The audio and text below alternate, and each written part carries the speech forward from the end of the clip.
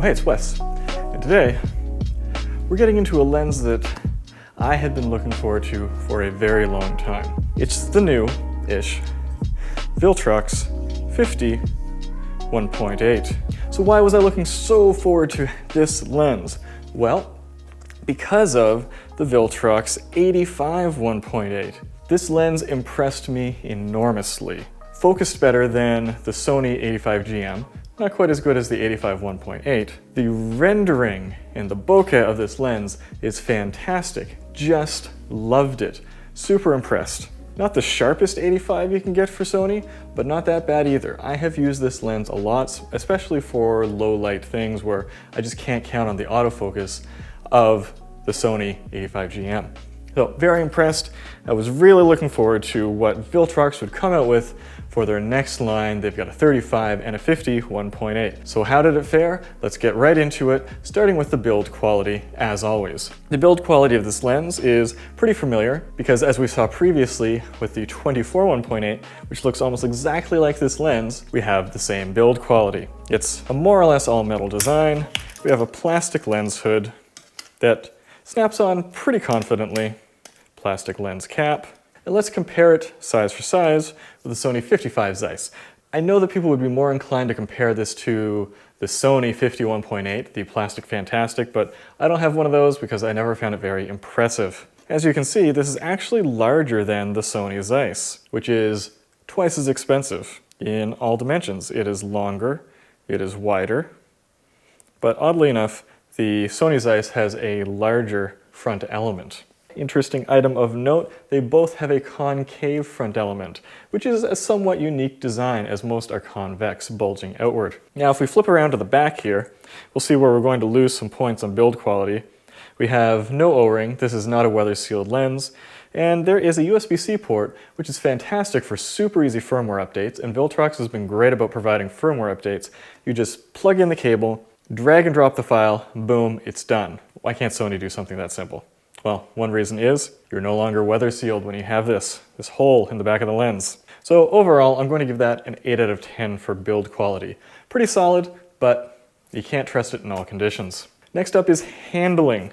And one of the advantages of this lens, it is small and light. It is significantly smaller and lighter than the Sony, let's say, 50 1.2 GM, but it is bigger than the Sony Zeiss.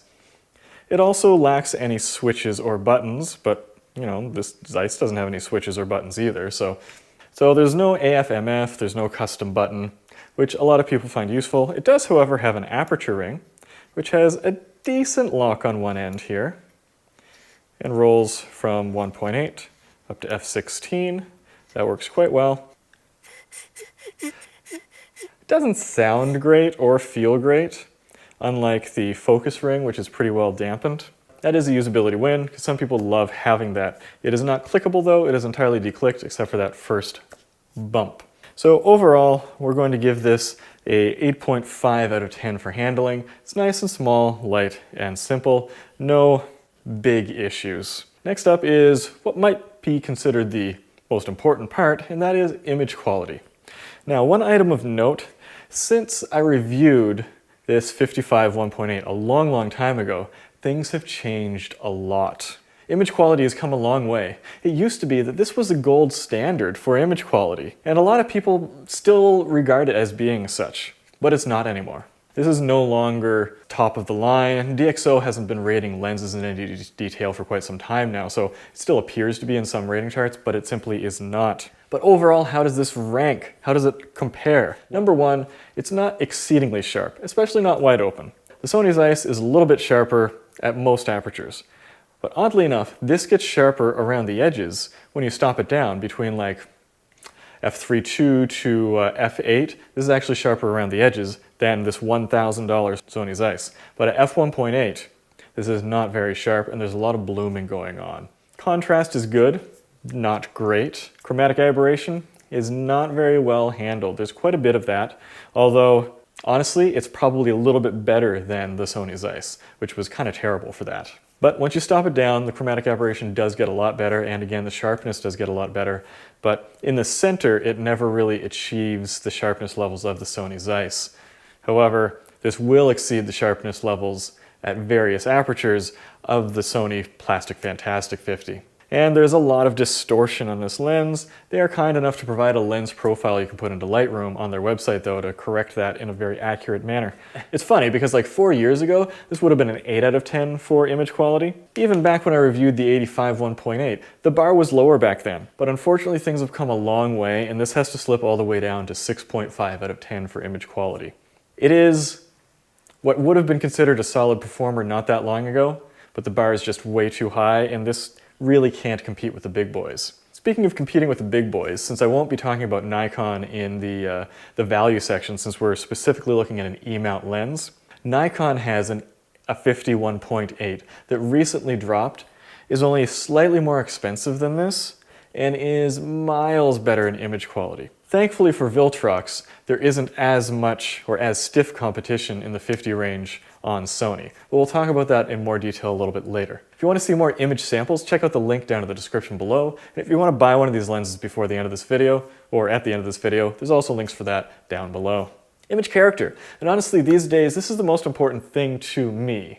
Well, it's because image quality is good enough for most lenses. Now, I'm not going to take this lens out on a big commercial shoot where I would expect the client to do some massive, totally uncalled for cropping, which happens. But image character, that is where things get separated. And people don't talk about that enough, I find. And honestly, people in the comments are often telling me that as well. So how does this stack up with image character? Unfortunately, it doesn't quite live up to the level of the 85 1.8, which is just a stellar lens for image character, phenomenal look, bokeh, everything. This one, however, does have a mostly modern look. The backgrounds can get a little bit nervous, but only sometimes, usually quite smooth. The issue with the bokeh is mostly just with onion ringing and chromatic fringing, because chromatic aberration isn't super well controlled with this lens. It doesn't have a tremendous amount of pop like the Sony Zeiss does have. Has decent lens flares, but they can sometimes tend towards the purple. I feel like that's almost more of a Sony issue than anything else though, because most lenses on Sonys tend toward the purple with lens flare. It's like their biggest issue when it comes to character. And it has some interesting and odd and sometimes crazy sun stars, which I'm totally okay with. I love that look. So overall, it is solid for image character, not quite up to the par of the 85 1.8, but it is still a solid 8 out of 10. Like it. But don't love it. Autofocus. Again, this is a place where I had a pretty high bar because the 85 1.8 for its time did fantastically, but the 50 unfortunately slightly underperforms the 85 1.8. There are circumstances where if there was something slightly blocking the subject, the 50 just would not focus around it. Let me show you here. See, I've got my face up here. If I put my hand right here, this 35 1.4 on the Sony a7 IV, it looks past my hand, no problem. It doesn't care if something gets slightly in the way. But when I was doing a martial arts shoot with this lens, if anything was near her face, it would just focus on that, and it would think it was focusing on her eye, which is super bizarre, because the a7 IV has fantastic eye autofocus, at least in my experience. I know some people have had issues with it, but when it came to fast-moving things, very small focus points, and especially low light, because in good light, it's definitely good enough for almost anything. Especially in low light, this doesn't hold up as well as the 85, and I don't understand why, so that was very frustrating to me. I'm talking a lot of smack about the autofocus, and I gotta pull it back a little bit here because yes, it is still reliable, good, decent autofocus. It's just not the best by any means. It's a 7.5 out of 10. Most circumstances you can depend on it, but I wouldn't take it in super low light conditions or like sports and action stuff. Wrapping up, we have our last category. It is value. And that is honestly where we expect Viltrox to kill it because it's a third-party lens manufacturer. We really want them to do for a lower price and get a lower barrier for entry for people into the Sony system, into lots of systems. So what are we looking at for price here? It's $380 US. And that's kind of steep. A price point like that is easier to justify for a chonky 85mm lens like this, but it's a bit of a tough sell in the highly competitive 50mm market. So how does that stack up? We've got the Sony 51.8 Plastic Fantastic, $250. That is a third less. I don't want to talk too much about that. Get the Samyang 45 1.8, much more comparable lens, better build quality than the Sony 1.8. We've got more metal, we've got a more advanced optical design, similar to this. Most would say it has better image quality than this. For $400, 20 bucks more. You're sneaking in under the wire here, Viltrox. And then you have, again, another kind of plasticky, junky 50mm lens, the Yongnuo 51.8 for 320 bucks. It's less, it's understandably less. Now if we move up market a little bit for other value lenses, we have the Samyang 51.4. There's the version 1 for $700 and the version 2 for $750. A lot more expensive, pretty good image quality though, and a wider aperture. And then of course we've got the Sony Zeiss for $1,000. Always been a little bit overpriced. I bought this for $700 Canadian, which is like 500 US dollars. For some reason after that the price has skyrocketed. It's weird. And then of course is the Sony GM. I'm not even going to put it on the screen. It's $2,000. It's not even in the same ballpark. So overall, I was hoping for a 9 out of 10 for value, but once I saw that price, it's only a 7 out of 10. If this was on the Nikon system, it might be a worse value even still. So overall, that gives us a total of 45.5 out of 60. How's that stack up? Let's look at the chart. All right, so this is kind of a medium performer lens. So it really depends on whether or not you like the look of this lens. It's not a smash hit, but it's also not a fail. This one's a little bit hard for me to discuss because I can't have a solid conclusion on this. It's going to depend on what you think and what your use case is, whether or not this lens is going to work for you. And as I said, Viltrox will continue to produce firmware updates for this lens, so it will probably continue to get better in the future. I'm hoping that they can get the autofocus fine-tuned just a little bit further. That would be fantastic. If you have any questions about this, or want to see more image samples, or you want to buy one of these, again, links down in the description. You can help support this channel and feed my fat cats. They're all in a coma right now, I think.